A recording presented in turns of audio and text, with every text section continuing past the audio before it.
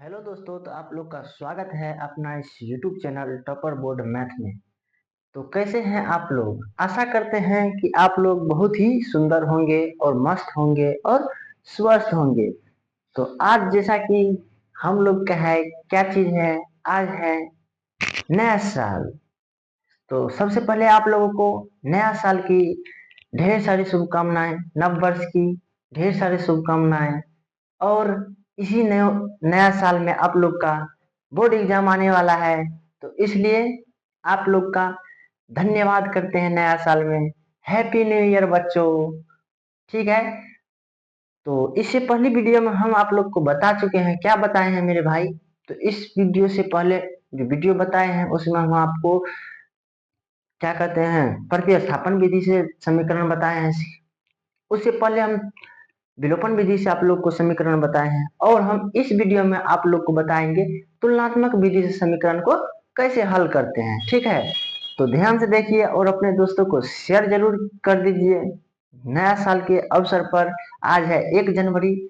तो आज हम आप लोग को बताने वाले हैं तुलनात्मक विधि समीकरण। ठीक है, जो कि एग्जाम में 5 मार्क में जरूर आएगा। तो बनाएंगे। सबसे पहले देखिए समीकरण कौन सा ज्ञात करेंगे? तुलनात्मक विधि समीकरण ज्ञात करेंगे। ठीक है। तो समीकरण पहले लिख लेते हैं। ठीक है। क्या है समीकरण? 1 नंबर में समीकरण है, क्या है 1 नंबर में समीकरण? 2x + y = 5। 2x + y = 5। दूसरा समीकरण 3x + 2y = 8। 3x + 2y = 8। तो देखिए मेरे प्यारे बच्चों, मेरे दोस्तों, तो हमने समीकरण तो लिख लिया है। अब एक बार पढ़ लेते हैं और उसके बाद बनाने का शुरू करेंगे। देखिए क्या लिखा हुआ है, निम्न समीकरण के युग्म को तुलनात्मक विधि से हल कीजिए। तो ये हमको 1 नंबर में पढ़ना है। ठीक है। ऐसे ही क्वेश्चन रहेगा आपको बोर्ड एग्जाम में। पहला क्या है? 2x + y = 5। दूसरा है 3x + 2y = 8। तो इसको हम समीकरण 1 मानेंगे, इसको समीकरण 2 मानेंगे। यहाँ तक कोई दिक्कत नहीं, जो पहले करते थे वही किए हैं और कुछ नहीं किए हैं। तो नया साल के शुभ अवसर पर आगे बढ़ते हैं। क्या है, आज तो 1 जनवरी है, पार्टी किए होंगे आप लोग। तो यहाँ क्या हम पहले ज्ञात करेंगे? लिखेंगे समीकरण 1 से। समीकरण 1 क्या है मेरे भाई? यहाँ देखिए समीकरण 1 है 2x + y = 5। यहाँ इंप्लाइज देंगे, लिखेंगे 2x = 5 - y, इसीलिए x = 5 - y/2। ये आपका हो गया समीकरण 3। यहाँ तक कोई दिक्कत नहीं है, ये आपका हो गया समीकरण 3। अब हम क्या करेंगे? ध्यान से देखिए, अब लिखेंगे पुनः पुनः समीकरण 2 से। पुनः समीकरण 2 से। तो समीकरण 2 का ज्ञात करेंगे, 3x + 2y = 8। तो लिखेंगे इंप्लाइज 3x = 8 - 2y, इसीलिए x = 8 - 2y/3। ये आपका हो गया समीकरण 4।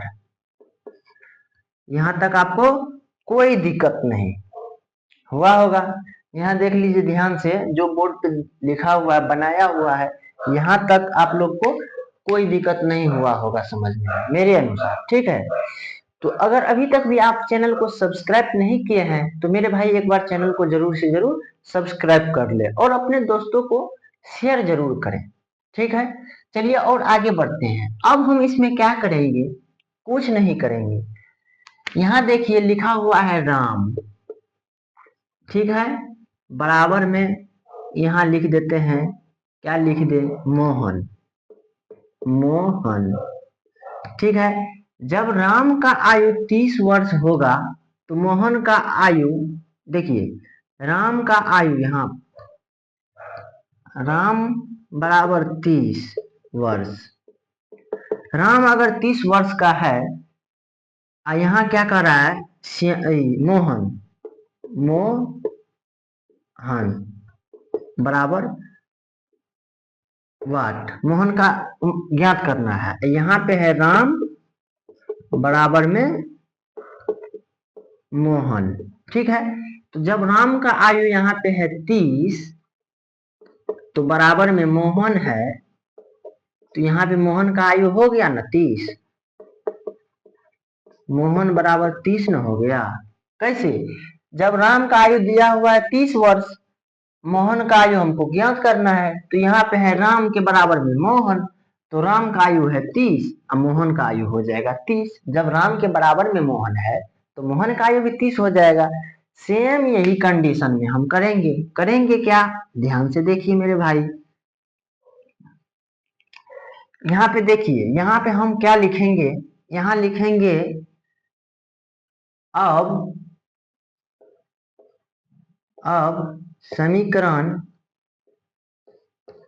समीकरण 3 एवं 4 को तुलना करने पर, समीकरण 3 और 4 को क्या करेंगे मेरे भाई, तुलना करेंगे, ठीक है, बराबर करेंगे। देखिए यहाँ पे क्या है, समीकरण 1 क्या है, समीकरण 3 क्या है, 5x नहीं, 5 माइनस वाई बट्टा 2 बराबर करेंगे 8 माइनस 2y बट्टा में 3। तुलना हमने कर दिया। अब हम जब तुलना किए इसको इंप्लाइज देंगे और कोना कोनी गुना कर देंगे। क्या करेंगे, कोना कोनी गुना कर देंगे। तो ध्यान से देखिए, तो हो जाएगा 5 तिया के 15 माइनस 3y बराबर 8 दूना 16 माइनस 4y, ठीक है, यहाँ हो गया। अब हम यहाँ बनाएंगे तो क्या हो जाएगा, यहाँ पे इंप्लाइज y वाले को इस साइड कर लेते हैं, बिना y वाले को इस साइड भेज देते हैं। तो यहाँ पे है माइनस 3y, यहाँ पे माइनस 4y है, तो इस साइड आएगा तो प्लस में हो जाएगा प्लस 4y बराबर में हो जाएगा 16, यहाँ प्लस में 15 है, इस साइड जाएगा तो माइनस में हो जाएगा 15, ठीक है। फिर इंप्लाइज देंगे तो यहाँ क्या हो जाएगा, 4 y में से 3y जाएगा तो 1y होगा, तो 1 लिखा नहीं जाएगा इसलिए y हो जाएगा, बराबर में 16 में से 15 गया तो 1 हो जाएगा, इसीलिए y बराबर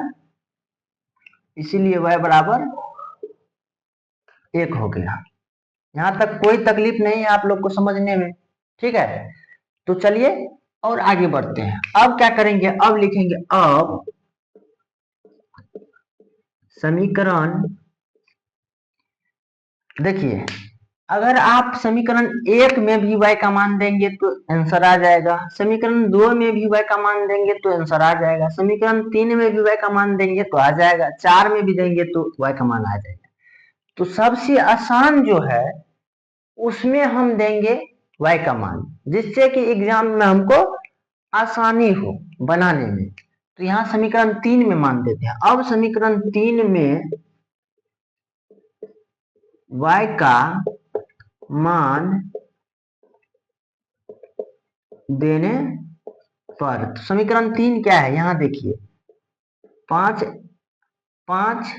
माइनस y बट्टा में 2 है, यहाँ पे बराबर देंगे तो 5 लिखेंगे, माइनस y का मान 1 है तो 1 देंगे, यहाँ 2 दे देंगे, बट्टा में 2 है, फिर बराबर देंगे तो 5 में से 4 1 गया तो 4 बट्टा में 2, तो इसीलिए हो जाएगा यह कितना, 2 दूना 4, तो यहाँ पे हो जाएगा 2। तो यहाँ लिखेंगे, यह बराबर में x है ना, x के बराबर में है, तो x और x, इसीलिए x बराबर 2। तो यहाँ हो जाएगा आपका अतः अतः x बराबर 2 और y बराबर 1, ये आपका हो गया आंसर।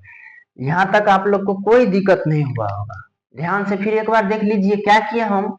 समीकरण 1 यह है, समीकरण 2 यह है।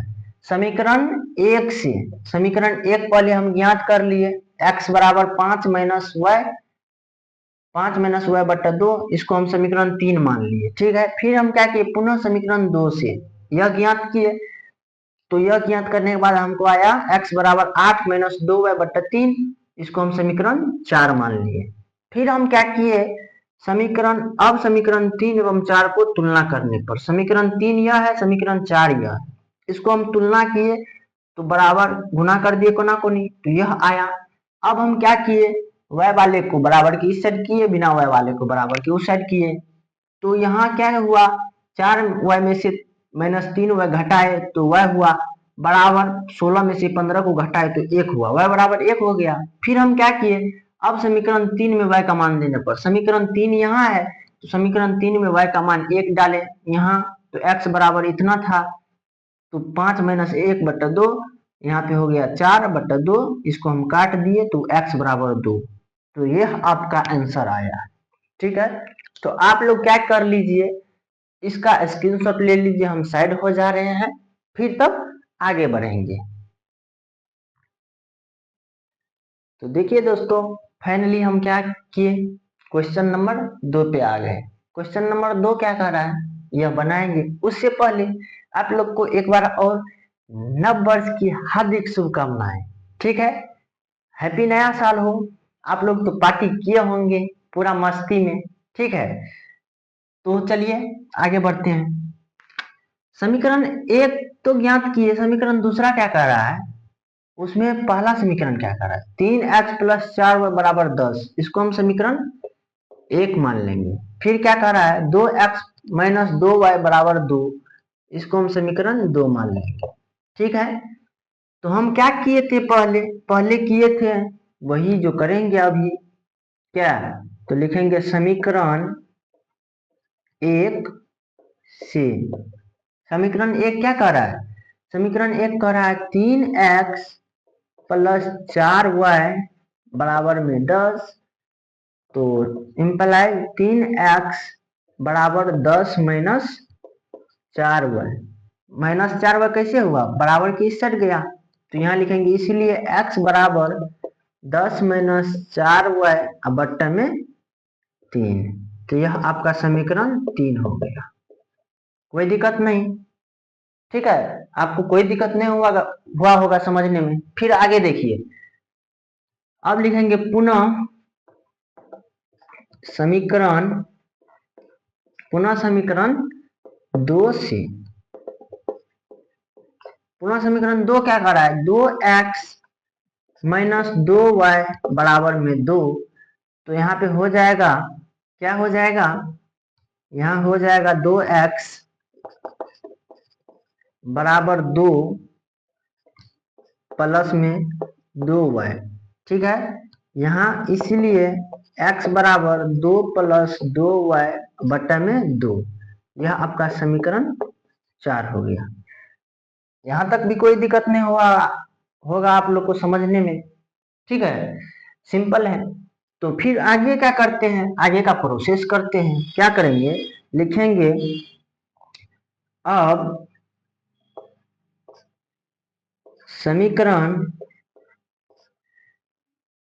3 एवं 4 को तुलना करने पर, समीकरण 3 और 4 को तुलना करेंगे तो समीकरण 3 क्या है, 10 माइनस 4y बटा में 3 बराबर में हो जाएगा 2 प्लस 2y बटा में 2।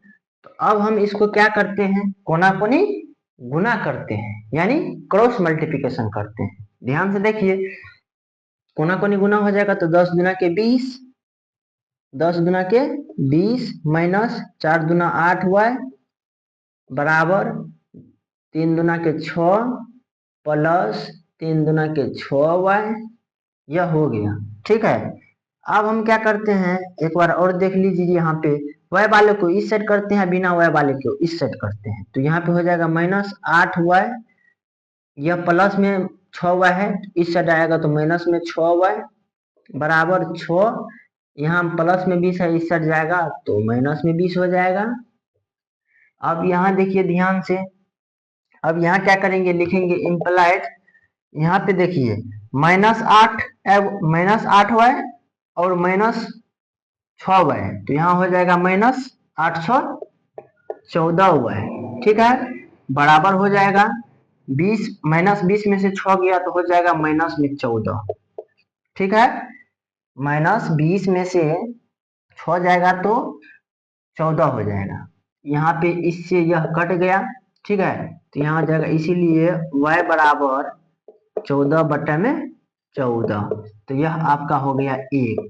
ठीक है, y का मान हो गया 1। कितना हो गया मेरे भाई, y का मान 1 हो गया। ठीक है, अब हम क्या करेंगे, लिखेंगे अब समीकरण 1 में भी दे सकते हैं तो आंसर आ जाएगा, 2 में भी दे सकते हैं तो आंसर आ जाएगा, 3 में भी दे सकते हैं तो आंसर आ जाएगा, 4 में भी देंगे तो आंसर आ जाएगा। तो अभी की बार 4 में देते हैं, समीकरण 4 में y का मान देने पर, समीकरण 4 क्या कह रहा है, 2x बराबर ना है, तो लिखेंगे x बराबर 2 + 2y बटा में 4 2। ठीक है, यहाँ इम्प्लाइज देंगे, लिखेंगे x बराबर 2 + 2, यहाँ पे गुना 1 बटा में 2, यहाँ हो जाएगा आपका x बराबर 2 + 2 को 1 से गुना करेंगे तो 2 हो जाएगा बटा में 2, यहाँ फिर होगा x इम्प्लाइज देंगे बराबर 2 दूना 4 बटा में 2, यह कट गया तो हो गया 2, तो इसीलिए x बराबर 2। फिर यहाँ हो गया, लिखेंगे अतः x बराबर 2 और y बराबर 1। यहाँ तक आप लोग को कोई दिक्कत नहीं हुआ होगा, आंसर सेम आ गया, तो इसका मतलब कोई नहीं, जब उसका भी आंसर इतना ही आया था, इसका आंसर इतना ही आया है, तो कोई दिक्कत नहीं, समीकरण सेम मिल गया तो उसमें हम क्या करें। ठीक है, तो यहाँ देखिए ध्यान से, फिर एक बार समझ लेते हैं, समीकरण दिया हुआ है, समीकरण 1 समीकरण 2, समीकरण 1 से ज्ञात किए, तो समीकरण 1 से ज्ञात किए तो x बराबर 10 - 4y बटे में 3, समीकरण 3 मान लिए इसको। ठीक है, फिर हम समीकरण 2 को ज्ञात किए, समीकरण 2 को ज्ञात किए तो यह आया x बराबर 2 + 2y बटे में 2, तो इसको समीकरण 4 मान लिए। उसके बाद हम क्या किए, उसके बाद हम किए दोनों को तुलना किए, तो मेरे भाई यहाँ पे हो गया समीकरण 3 और समीकरण 4, इसको तुलना किए तो कोना को गुना कर दिए, क्रॉस मल्टीप्लिकेशन। ठीक है, जब क्रॉस मल्टीप्लिकेशन कर दिए तो यहाँ पे हो गया 10 दूना 20 - 4 दूना 8 हुआ बराबर 3 दूना 6 + 3 दूना 6 हुआ। तो यहाँ हम क्या किए, y वाले को इस साइड किए, बिना y वाले को इस साइड किए, तो यहाँ पे हो गया -8 हुआ यह, फिर यहाँ प्लस में 6y है तो इस साइड जाएगा तो माइनस में 6y बराबर 6, यहाँ प्लस में 20 है तो इस साइड गया तो माइनस में 20। तो अब क्या किए, इसको हम जोड़ दिए तो माइनस में 14 हुआ बराबर, इसको हम घटा दिए तो यहाँ पे -14 हो गया, y बराबर ई माइनस सी माइनस कट गया, y बराबर 14/14, तो 1 हो गया। तो अब क्या किए, अब समीकरण 4 में y का मान देने पर 1 में 2 में 3 में 4 में किसी में आप देंगे तो सेम आंसर आएगा, तो समीकरण 4 में दे दिए जो कि हल्का था, तो x बराबर इतना का मान y की जगह पे 1 दिए, तो इसलिए मेरा आंसर आ गया x बराबर 2, तो अतः x बराबर 2 y बराबर 1। तो आशा करते हैं कि आप लोगों को ध्यान में सवाल आया होगा। 3 कौन कौन सा, विलोपन विधि, तुलनात्मक विधि और प्रतिस्थापन विधि। अगली वीडियो में हम आप लोग को बताने वाले हैं, क्या चीज बताने वाले हैं मेरे भाई, तो ब्रज गुणन विधि, जो कि बहुत ही सिंपल तरीका उसका बताएंगे, बहुत ही मजेदार है ट्रिक उसका समझने का। तो आप लोगों को 1/1/2026 की हार्दिक शुभकामनाएं। तो आज है आप लोग का यानी सबका हैप्पी न्यू ईयर। तो आज के लिए इतना ही। अब हम अगली वीडियो में जानेंगे इससे आगे, ठीक है। तो तब तक के लिए जय हिंद। अगर अभी तक भी आप चैनल को सब्सक्राइब नहीं किए हैं मेरे भाई, तो सब्सक्राइब कर ले और अपने दोस्तों को शेयर जरूर करें। लास्ट में कमेंट जरूर कीजिए कि आप लोग को कैसा लगा, अच्छा लगा या बढ़िया या गड़बड़ लगा। तो आप लोग जरूर एक बार कमेंट जरूर कीजिएगा और किस चीज पर वीडियो चाहिए वो आप लोग बताइएगा। Thank you. आज के लिए इतना ही। अगली वीडियो में इससे आगे बताएंगे व्रत गुणन विधि। तब तक के लिए जय हिंद।